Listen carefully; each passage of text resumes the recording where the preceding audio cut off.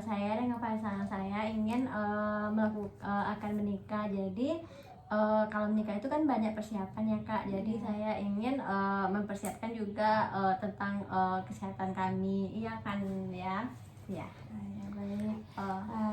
Sebelumnya perkenalkan, saya Budi Jessica Febiola yang bertugas pada hari ini. Baiklah, sebelum itu kita ngisi biodata dulu ya Kak. Iya. Bang. Iya. Baik, mohon maaf sebelumnya pasangan saya lagi sakit kerongkongan. Mungkin iya, nanti saya akan jawab beberapa pertanyaannya Iya, ya. ya nggak apa-apa.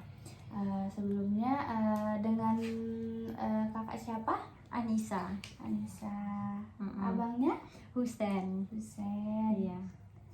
Umurnya berapa Kak? Saya umurnya 24 tahun. 24. Bang Husen? 26 ya. 26. Untuk agamanya Islam ya Kak? Iya, Islam. Untuk pendidikan terakhir Kakak apa Kak? Kalau saya S1. S1 apa Kak? Kebidanan. Iya. Kalau abangnya? Manajemen S2. Untuk sukunya? Saya Ceniago. Ya, kalau dia Jawa. Kakak ada nomor HP yang bisa dihubungi? Ada Kak 08 52 47 XXX. Baiklah, selanjutnya saya akan menanyakan siklus menstruasi Kakak ya. Iya Kak. Kakak masih ingat tidak kapan pertama kali Kakak haid? Sekitaran kelas SMP ya, sekitaran umur 13 tahun lah Kak. 13 Iya. tahun. Untuk menstruasinya teratur Kak sampai sekarang? Teratur. Tiap bulan datang? Iya, datang. Misal kalau bulan ini tanggal 5, bulan besoknya masih tanggal 5 atau maju atau mundur? Kalau biasanya tetap tanggal 5. Tetap milih. Iya. Biasanya berapa hari kalau haid Kak? 3-7 hari. 3-7 hari. Untuk ganti pembalutnya berapa kali satu hari? Bisa 4 lah. 3-4 hari dari hari ke 1 sampai selesai atau gimana? Hari palingan cuman hari pertama sama kedua, selanjutnya udah. Selanjutnya untuk darahnya gimana Kak? Encer, menggumpal atau gimana? Encer. Baiklah. Setelah itu tadi kan Kakak mau mempersiapkan pernikahan ya. Kapan mau menikah Kak? Sekitar 2 minggu lagi Kak. 2 minggu lagi ya. Iya, jadi kalau mau menikah itu pasti banyak persiapan ya Kak. Iya. Apalagi mau jadi satu keluarga. Iya. Pernikahannya pun sakral gitu, jadi harus dipersiapkan secara matang ya Kak. Jadi di sini saya akan menjelaskan apa saja persiapan dari pernikah. Iya. Tentunya persiapan dari pernikah itu ada pemeriksaan fisik, imunisasi, status gizi, dan status kesehatan reproduksi, mental dan psikologis Kakak ya Kak. Iya. Baik. Selanjutnya saya akan jelaskan persiapan pranikah, yaitu yang pertama ada pemeriksaan fisik, yaitu pemeriksaan status kesehatan ya Kak. Yang pertama itu status gizi. Nah Kakak itu harus menjaga kesehatan Kakak sebelum menikah, harus sehat ya Kak. Kakak harus menjaga gizi seimbang seperti makan buah dan sayur, karbohidrat, harus seimbang, bervariasi gitu ya Kak. Untuk mengurangi kekurangan gizi supaya Kakak tidak kek atau kek itu kekurangan energi kronis.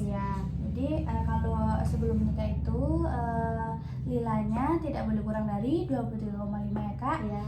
Itu untuk kedepannya, untuk saat Kakak ingin mempunyai anak nanti.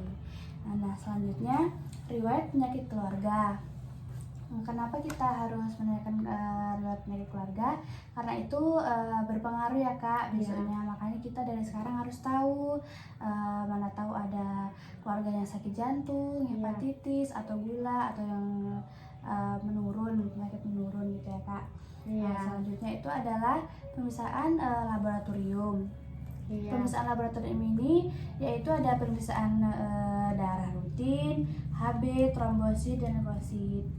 Sebelumnya udah tahu golongan darahnya Kak? Udah. Selanjutnya itu ada gula darah, thalassemia Kak, atau thalassemia Kak? Oh, nggak tahu. Thalassemia itu penyakit kelainan darah, Iya. kekurangan sel darah merah ya Kak. Iya. Selanjutnya hepatitis, TORCH ini biasanya disebabkan oleh dari hewan ya Kak, bisa dari hewan peliharaan sendiri mungkin, atau dari hewan-hewan, dan bisa juga dari sayuran. Iya. Selanjutnya adalah pemeriksaan urin. Iya. Pemeriksaan urin ini guna untuk mendeteksi bisa tahu kita apa penyakit kakak itu tadi ya Kak, Iya. dari urin ini tadi. Selanjutnya untuk imunostatik, kakak sebelumnya udah pernah imunisasi Kak? Pernah Kak, waktu Sekolah, ya SD. sekolah SD sama SMP. SMP, oh iya, berarti ini baru sekali ya Iya. Jatin ini Kak. Iya. Baiklah, selanjutnya nah ini sini Kak bisa lihat gambarnya ya Kak. Iya. Di sini hindari 4 terlalu, Iya. yaitu kakak sebaiknya kalau misalnya bisa memprogram hamil tidak terlalu muda, Iya. atau tidak kurang dari 21 Iya. tahun dan tidak lebih dari 35 tahun ya Iya. Kak, karena kehamilan saat itu idealnya dari umur 21 sampai 35 tahun. Iya. Jadi di kehamilan saat ini kakak bisa bisa program hamil ya Kak. Jadi selanjutnya terlalu dekat jarak kehamilan. Nah, untuk jarak kehamilan sebaiknya kakak tidak kurang dari 2 tahun ya Kak, Iya. dari anak pertama kedua, untuk kesehatan janin dan kesehatan kakaknya juga nantinya. Selanjutnya terlalu banyak anak. Kakak rencananya mau berapa anaknya sama abangnya ini? 3. 3. Iya. Ya, sebaiknya tidak terlalu sedikit dan tidak terlalu banyak ya Kak Iya. anaknya. Itu karena bisa mengakibatkan pendarahan, atau bisa jadi kekurangan kasih sayang anaknya, atau dan lain-lain. Selanjutnya keluarga berencana. Nah, keluarga berencana ini Kak tahu sebelumnya KB itu apa? Tahu. Apa itu Kak KB itu? Untuk menjarakkan kehamilan kita. Iya, itu benar ya Kak. KB itu singkatannya dari keluarga berencana, Iya. yaitu untuk mewujudkan keluarga berkualitas ya Kak, dan produksi serta menyelenggarakan pelayanan. Nah, untuk keluarga berencana ini yang idealnya itu untuk wanita berusia 21 tahun Iya. dan laki-laki berusia minimal 25 tahun. Iya. Yang bertujuan untuk mencegah kehamilan tidak diinginkan, atau mengatur jumlah, jarak usia ideal melahirkan, mengatur kehamilan, membina ketahanan kesejahteraan keluarga ya Kak. Nah, selanjutnya saya akan menjelaskan tentang infeksi menular seksual. Iya. Nah, seperti yang dilihat di gambar ini adalah gambar dari penyakit Iya. infeksi menular ya Kak, yang Iya. bisa disebabkan dari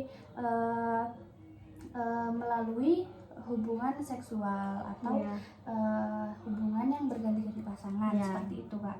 Jadi gejala segala jenis infeksi ini ditularkan melalui aktivitas seksual ya Kak. Iya.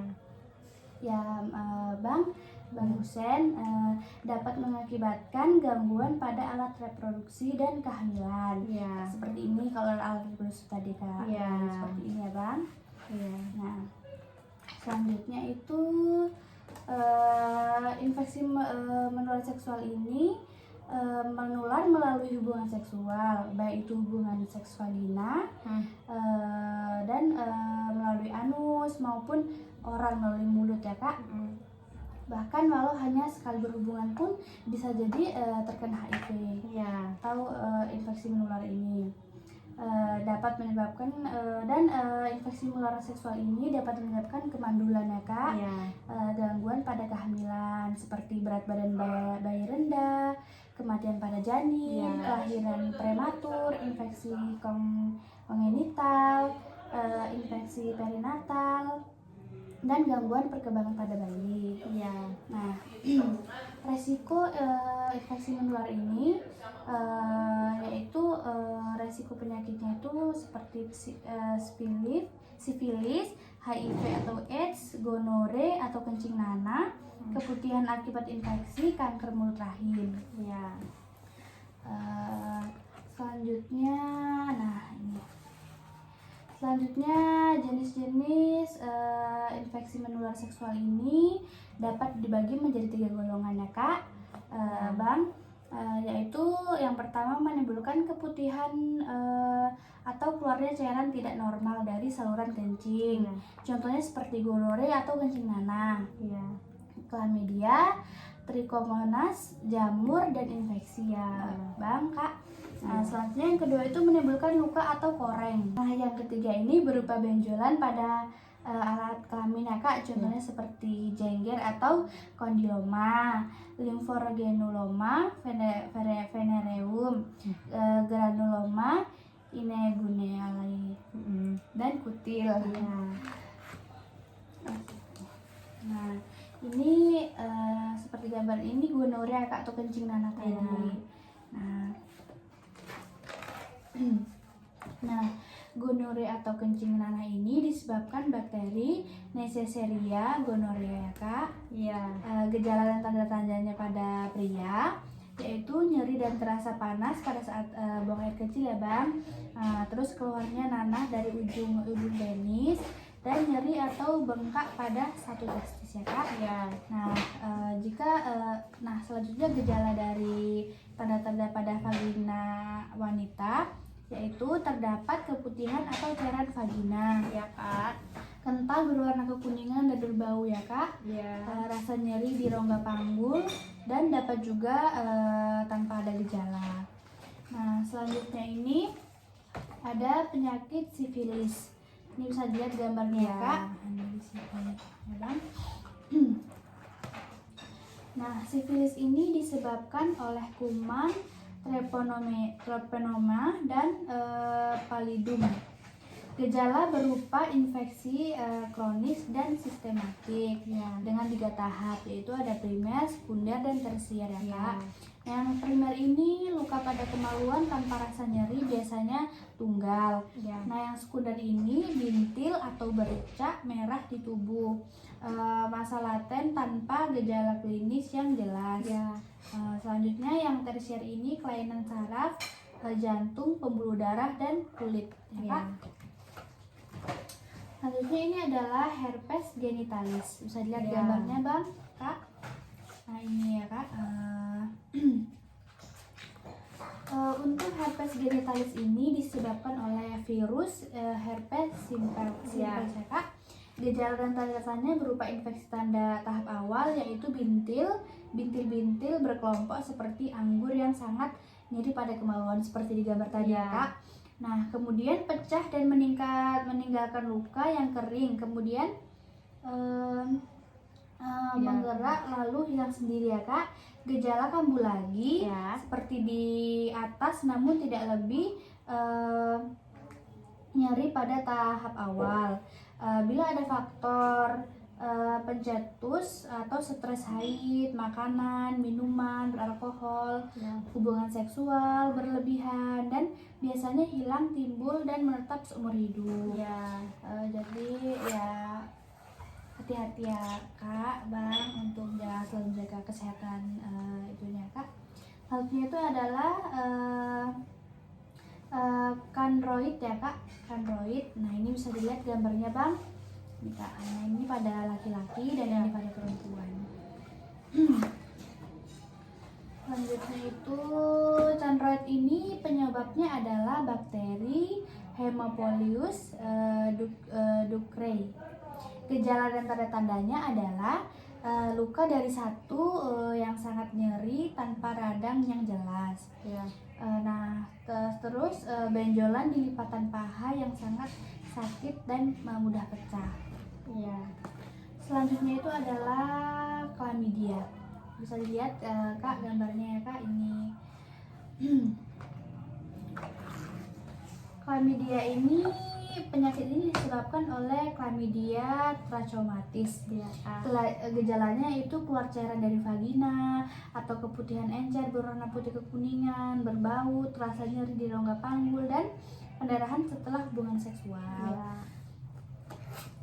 Selanjutnya itu adalah kondiloma acuminata. Nah, ini bisa disebut juga dengan jengger ayam ya Kak, Bang. Nah, bisa dilihat ini gambarnya seperti jengger ayamnya gitu ya Kak. Iya. Ini seperti ini. Nah, HIV dan AIDS ini yaitu HIV itu adalah singkatan dari Human Immunodeficiency Virus. Dia itu merupakan kuman atau virus penyebab AIDS ini tadi ya Kak. Ya. Sedangkan AIDS ini yaitu singkatan dari Acquired Immunodeficiency Syndrome. Ya. Adalah kumpulan gejala atau penyakit akibat penurunan kekebalan tubuh yang didapatkan dari infeksi HIV. Iya. Ini penularan HIV-nya Kak, bisa dilihat, bisa Ya. dari berhubungan, bisa dari jarum suntik, bisa dari ASI, bisa dari infus ya Kak. Ya, ini. Nah, selanjutnya penularan HIV dan AIDS ini bisa terjadi lewat cairan darah seperti melalui transfusi darah dari orang yang HIV. Ya. Selanjutnya menggunakan secara bergantian jarum suntik atau peralatan tajam, Iya. tindik, tato atau facial muka. Iya. Jadi harus berhati-hati ya Kak, kita harus memperhatikan juga. Nah, selanjutnya lewat cairan sperma melalui hubungan seksual penetratif atau penis masuk ke dalam vagina atau anus. Iya. Tanpa menggunakan pengaman kondom ya Iya. Kak. Selanjutnya adalah penularan dari ibu ke janin saat kehamilan. Ini bisa juga terjadi ya Kak. Iya. Penularan dapat dikurangi selama ibu mendapatkan terapi Iya. AARV lewat air susu ibu atau ASI. Ibu dengan HIV positif dapat menyusui bayinya dengan syarat yaitu ibu mendapatkan terapi ARV tadi ya Kak. Tidak ada luka puting ibu, tidak luka di puting ibu, ASI tidak boleh digabungkan dengan susu formula. Konsultasikan lebih lanjut ke tenaga medis kalau ada Iya. misalnya gejala-gejalanya ya Kak. Nah, selanjutnya ini adalah pencegahan HIV dan AIDS tadi. Ya. Kakak bisa dengan cara abstensi, yaitu tidak melakukan hubungan seksual sebelum menikah. Jadi ini harus berhati-hati ya Kak. Ya. Gitu. Zaman sekarang kan bisa kita sendiri ya Kak. Ya. Jadi lebih berhati-hati lagi. Selanjutnya yaitu saling setia pada pasangan yang sah. Nah, karena berganti-ganti pasangan itu bisa menyebabkan HIV dan AIDS ini, maka malah sebagian besar dari hubungan seksual yang berganti-ganti ini. Selanjutnya gunakan pengaman kondom apabila salah satu pasangan berisiko terkena IMS atau HIV. Gitu. Jadi untuk jaga-jaga sedia payung sebelum hujan ya Kak. Jadi bisa kalau ada gejala-gejala gimana gitu bisa menggunakan pengaman kondom aja. Ya Bang. Selanjutnya itu adalah hindari pemakaian narkoba suntik. Nah ini dilarang ya Kak, di agama pun dilarang ya Kak. Jadi kalau bisa ya kita berhati-hati aja. Selanjutnya mintalah perlakuan kesehatan yang steril. Nah misal kalau kita periksa di rumah sakit atau periksa apa seperti ini mustahil ini harus diperhatikan juga itu jarumnya baru atau udah bekas orang gitu. Jadi kita harus perhatiin juga biar kita juga terjaga juga ya Kak. Selanjutnya ini sudah ya Kak. Selanjutnya HIV dan AIDS ini tidak menular lewat berciuman, pelukan, sentuhan, WC, nyamuk, alat makanan, tinggal serumah itu tidak dapat menularkan HIV ya Kak dan AIDS ini ya Kak. Nah selanjutnya ini ini yang saya jelaskan tadi. Ya berarti kalau HIV itu tidak bisa dari ciuman ya Kak? Tidak bisa dari ciuman, berpelukan, tinggal serumah, kecuali kalau tinggal serumah terus berhubungan bawa pasangan kita kayak gitu baru bisa mencobakan ya Kak. Nah Kak sini saya sudah selesai menjelaskan Ya. sedikit tentang persiapan pranikah. Jadi sebanyak yang saya jelaskan tadi, apakah Kak dan Abang sudah paham? Paham. Nah, baik. Nanti kalau ada apa-apa silakan langsung konsultasi ke sini saja, ya Kak. Nah, baik. Ada yang ingin ditanyakan lagi Kak? Tidak Bu, terima kasih ya Bu sudah menjelaskannya, kami udah paham. Baik Kak. Untuk itu kami permisi dulu ya Bu. Makasih ya Kak. Ya. Bang.